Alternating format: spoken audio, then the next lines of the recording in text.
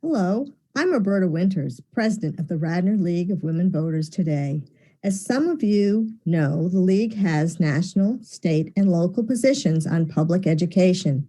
Today I have with me Dr. John Crosby, former Radnor superintendent of the schools, to share with you, our audience, about one of the biggest challenges he faced while he was here in our district. Welcome, John. I'm glad you're here today, albeit virtually with me. Can you tell us about the years you worked here in Radnor, your continuing connection, and what you do today?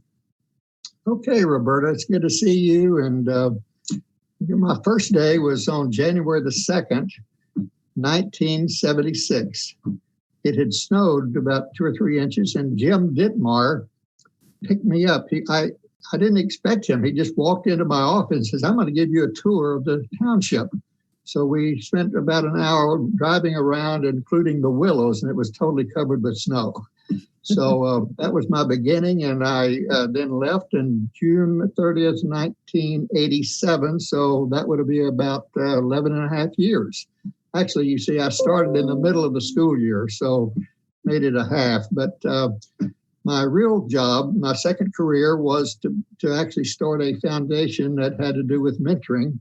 And so for the last 34 years, I have directed the Uncommon Individual Foundation, which is solely devoted to mentoring. And the important thing is that I've been able to help thousands of people improve their careers, their lives. And I even have written a book about the power of natural mentoring, which is what we've all had. And that book is doing very well on Amazon with almost all 5-star reviews. So I'm very proud of that. And I've had a very good life in both careers as a school administrator and also as the director of the foundation. Well, I think you continue to be an educator, John. And I think those of us who taught know that once you're a teacher, you're always a teacher. And when I came to Radnor, before your tenure in our district, I taught at Rosemont Elementary School right there on Conestoga Road, where that business corporation is today. And there were 3 other elementary schools at the time. I'm sure you remember. There was Wayne, and there was Roland, and there was Ithan. However, there was also a time when the enrollment projections looked quite different than they do today. Do you remember those graphs that came out of the school board studies? I do. They had a consultant that did that study. Do you remember why they were just trending down? Say again? You remember they were all trending down, like, all the enrollment high school was going down, the elementary was going down. What was happening? Do you remember at that time? Well, I'll tell you what, if you look at the statistics, not only in Pennsylvania, but in the whole United States, the enrollment was dropping tremendously in the 1970s. I looked at a graph on the internet, and it shows that it goes all the way down to about 1970. And so I could walk down to Wayne from my office, and there was not a single baby in sight, no baby carriages, nothing. So you could see that the birth rate was really dropping in those days, and that was the main problem that we had in dealing with the school population. And I think that affected some of the decision making because, of course, as residents in Radnor, seeing the enrollment go down, they don't think they want to spend as much money on the schools anymore. So there was a lot of pressure on you, I'm sure, to hold down those taxes, and you had to make some tough choices. Well, you're right. And it was to save money for the taxpayers, but I also was very anxious that we don't waste money. Because we had, when I did my own enrollment projection, when I was doing my doctorate at Columbia University Teachers College, I was the assistant director of the Institute of Field Studies, and we did studies in the tri-state area of New York, Connecticut, Pennsylvania, even New Jersey, as far up as Massachusetts. And I became very good at doing enrollment projections. So I did my own enrollment projection, which actually were a little bit worse than the one you see in the 5th grade. Are we going to see that graph? Yeah, on they're screen. going right down those. The elementary school looked really bad, John. But in the elementary school, it just shows a drop of about 200 students over a period of several years. So that enrollment projection wasn't as good as I felt it should be. But what I was able to do is after I look at my enrollment projections, I could see that I could actually close 2 elementary schools and still have rooms left over at Wayne and Ithan. So you can save tremendous amounts of money if you don't keep a school open. And so over the next period of 10 years, I think that we probably saved millions of dollars by closing those schools. So it was good for the taxpayers, but it was also a fact that we didn't have to waste money. Well, I know you had a lot of challenges when you were closing those schools. I know there were some lawsuits and everything. How did you happen to deal with all that? That was a lot of pressure. Well, when I was working in New Jersey 7 years, I had a superintendent of schools. He was sort of a toxic superintendent, but he told me that when he had to do something he didn't learn how to do in graduate school, he said, you did it by main strength and awkwardness. So basically, that's what I did. I had never closed a school. So what I did, I just said, okay, persevere, be gritty, and do the best you can. And so that's the way I did it, just by the seat of my pants, I think. Well, it doesn't seem possible, but it was like 40 years ago when we closed Rosemont School. And I happened to have found a picture of that building that was on one of the old elementary school directories. Do you remember that building, John? I still have dreams about it. I do remember it very well. I particularly remember the cafeteria because I would go in and eat with the students and the teachers and got to know the cafeteria workers. It was a wonderful place. Well, I can remember they had downstairs. It was remarkable because we even had 2 gyms at the time. And downstairs, they had these little offices for people. And we even had a dental hygienist chair because at that time, when the kids came to school, they actually got their teeth checked.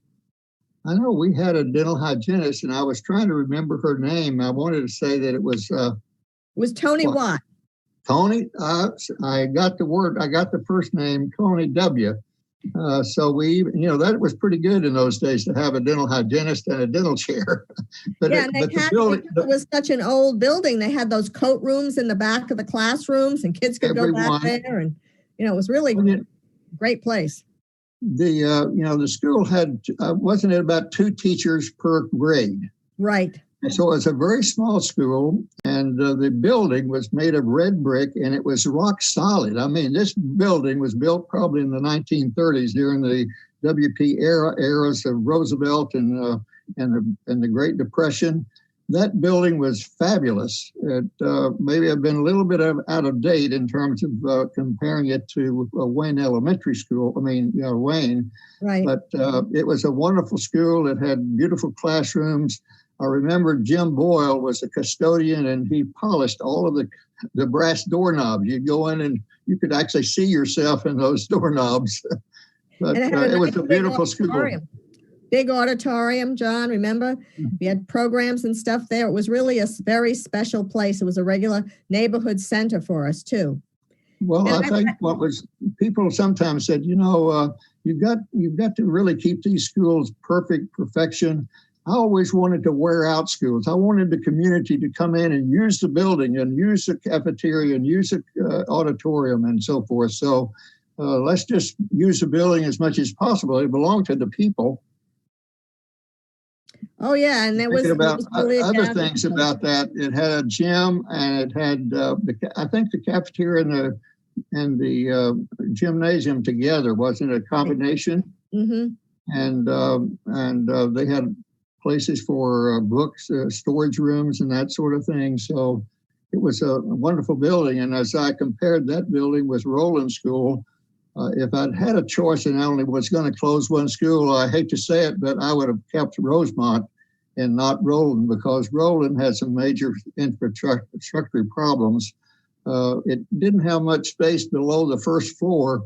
And if you wanted to work on the plumbing or the electricity or the sewers, you could hardly get under the building. And so It was not well made back in the 50s.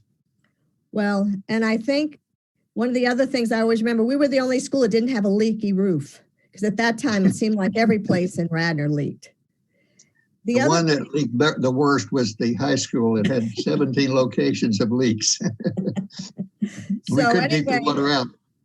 It was an interesting time in Radnor in those days. And I'm glad you mentioned the fact that it was probably built during the Depression, because one of the things that always impressed me when I first walked through those doors was all the artwork that was done by Depression artists. Do you remember that, John, when you walked in the door? I do remember it. I certainly do. And I think the thing that I remember the most was that in the WP era days, the artist had come in and he had actually done a fresco, which would be compared to Michelangelo's approach to doing the fresco. And it was so amazingly beautiful that when the building was torn down, we saved that. I said to the board, I know it's going to be expensive to actually take that apart and move it to some other location, but they agreed that let's keep that fresco so that it remains in the district. I think there was one in the boardroom that used to be in the administration building, John. And I think as you walk in the entrance of the administration building behind the reception desk, it's totally over the front. Yeah, at the back of that.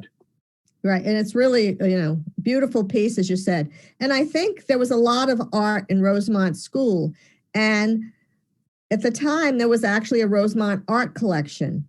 And it all started with something called The Gift of Farmer John. I'm sure you probably remember that story, John. I do remember that story. And I was thinking that will the screen here show those pictures of when Vince does this? Yes, it'll show you the picture of Farmer John. And actually, there was a gentleman, do you remember Doya Goutman? John, I certainly do. Who gave that picture, which started a lot of other gifts to the Rosemont Art Collection. Well, I know that there was probably over 200, paintings and different kinds of artwork when I was there. So it accumulated very quickly. And I remember the time that Doya Goutman actually painted my portrait.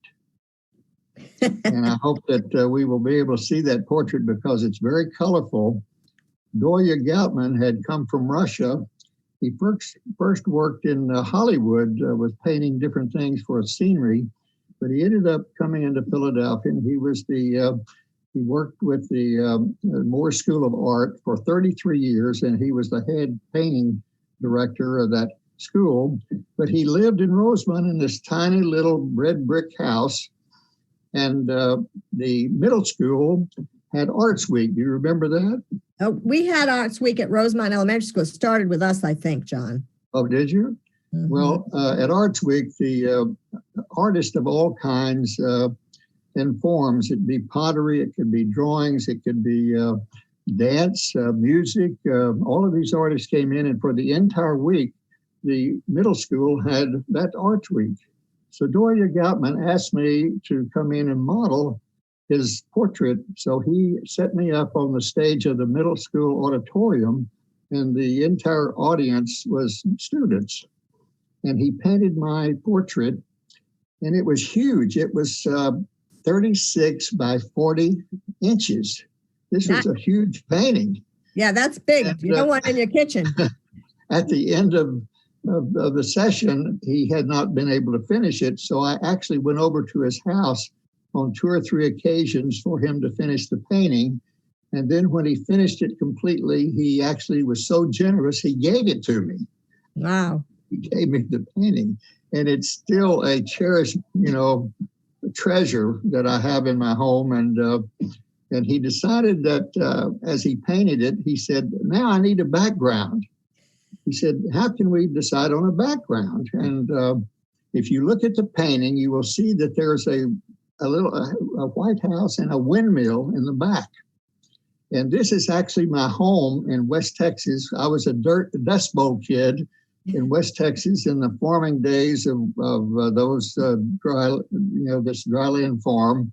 And so he put the house and the windmill, I brought a picture of it in, and he put it in the background. And he decided he was going to name it before and after before and after the future. I'm not getting that correctly, but actually I'd come from being a Dust Bowl kid all the way to the superintendents of schools in Radnor, so he felt that was a very good title for it. Well, that's great, John. I can remember that. And he also used to take in during our times at Rosemont Elementary School during our arts week, he'd sometimes put the teachers up on the stage and paint their pictures for the kids. It was always a big deal. I didn't know that. Well, I knew that I did, and it was a wonderful thing for him to do, and I couldn't believe that he had given it to me. And one of the most remarkable things in my memory of Rosemont School was the principal there. And when I arrived in Radnor, and when you arrived in Radnor, it was Elsie Morgan. And I found the article about her when she received her honorary doctorate from Villanova University. Do you have any recollections about her? She was quite a character. I do. Probably the pinnacle of her whole career was that honorary doctorate that she received from Villanova. And I think my recollection was it was due a lot because of the Rosemont Art Collection, that she had actually started and become friends with Doria Goutman, and the two of them had started the art collection, and therefore that was a big thing in that Rosemont area. And so Villanova, very nearby, said, we're going to honor you with the doctorate. She expected not only me, but all the teachers and everybody to call her Dr. Morgan. Do you remember that? Yes, I do. And my friends, when I earned my doctorate, gave me a name tag that I could put on my desk that said Dr. Roberta Winters because they felt mine was real. Well, I always felt that if you are a doctor of education, I didn't like to use the word doctor because I was not a person that actually helped, save people's lives. No, that's what I always told people. I don't give people shots or anything, That's right. So if I ever, in my answering all my telephones, I remember one principal and she would say, "This is Dr. Sharon Nelson, Dr. Nelson." But I did not like to use my doctorate. And when I answered the phone, it was, "This is John Crosby." And that was the way it is. And of course, a lot of the students honored me by calling me Dr. Crosby, but that was not my preference. Well, one of the things I will say in her regard is she always wanted what was best for the children. And she would have the camping programs for them. She would take them out from third grade into all the, Downingtown and French Creek. And she would have camping excursions, help the children spend time away from home. They used to go to Harrisburg. They used to go to Washington, D.C. I mean, all the students had memorable experiences when they went to Rosemont Elementary School. Well, she was highly educated. She was telling me about actually doing her undergraduate degree at the, I think it was called Westchester Teachers College. And then she went all the way to California, got an MA at Stanford University, and actually worked in California for a number of years. Came back and became the principal of Rosemont School. But she also, I think, even taught some classes and did some other things in Radnor before she became the principal.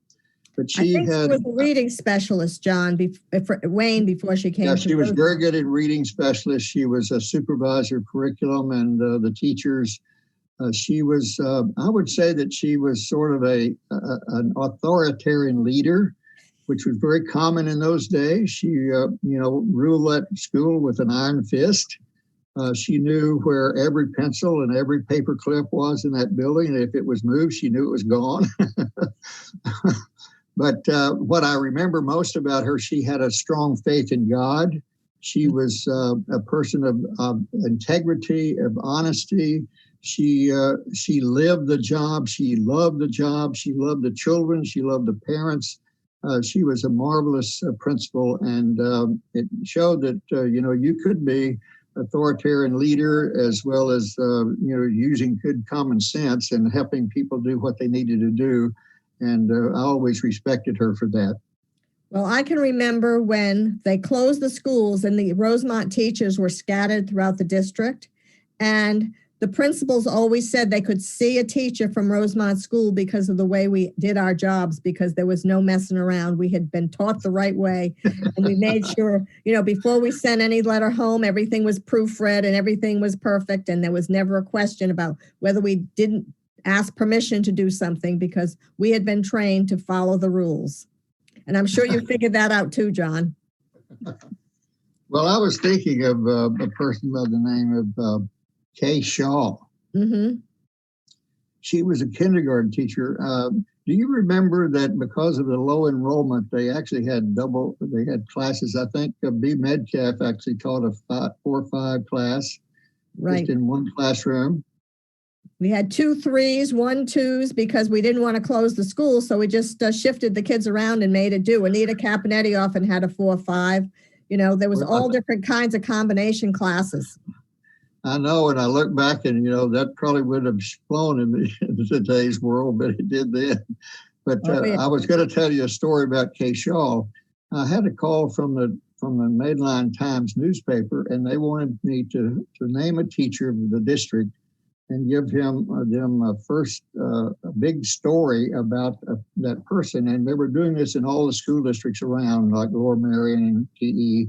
Mm-hmm. And so I decided that there's so many teachers in Radnor that have gotten so much praise, and they, you knew who they were. But I said, now who would be the teacher that would never get praise? That she's very quiet. She never does get too much notice. And I thought, as I went into her classroom, she was such a marvelous kindergarten teacher.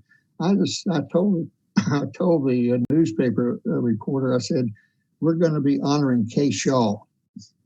And this is the first time I went to her personnel file. She had never been honored with anything. So all of a sudden I called Kay Shaw up, and she's very quiet and she's very humble, and she doesn't even want to be interviewed. But we ended up having a big spread in the newspaper honoring Kay Shaw. Well, there were some excellent teachers at Rosemont School, and some of them worked with me for many years. I also wanted to ask you, with all the schools and with all the closings and everything that went on, that was very, tense and sometimes difficult for all of us. One of the things that struck me as somebody who continues to live in the Rosemont area, that when we made all those recommendations, when the schools were closed and the school board had all those task forces and stuff, they had recommended in 1977 that, all the teachers and things had to be shifted around. How did you manage to do that, John? Well, it was, again, by main strength and awkwardness. The first thing that we did is that we had to decide where the kids would go. Mm-hmm. And so it was Jake McCarthy and administration. We decided to redesign the attendance boundaries so that all the kids would go equally to both Wayne and Ethan. And I remember a little boy in Rosemont. I was in talking to the kids, and this little boy started crying. I think he was like in the 3rd or 4th grade. And I said, "What's wrong?" And he said, "I have to go to Ethan, and I don't know if they have the Frog and Toad series. I love those books." You remember the Frog and Toad series? Oh, yeah. They were for young readers. Okay. It was just amazing that he was crying because he wanted to make sure that it was there. Well, I know we had many wonderful books and a wonderful librarian at Rosemont, and luckily she went to Ethan with that little boy. Now, the other thing that always struck me is Rosemont School, as you mentioned before, was a really special place in our neighborhood because kids could walk there, and so even some of the teachers did.